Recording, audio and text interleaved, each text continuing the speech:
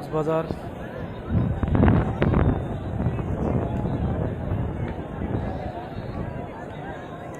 এত পরিমাণে ঢেউ আর বৃষ্টি, মানে 2 মিনিট 3 মিনিট পর পরে বৃষ্টি পড়তেছে, খালি বৃষ্টি পড়তেছে, খালি বৃষ্টি পড়তেছে। বৃষ্টির লেগে মনে করো যে কেউ ঘুরেও শান্তি পাইতেছে না, দেখেও শান্তি পাইতেছে না।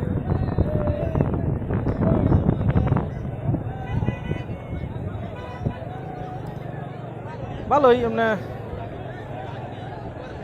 বিনোদনের জন্য সবচেয়ে বেস্ট জায়গা কক্সবাজার।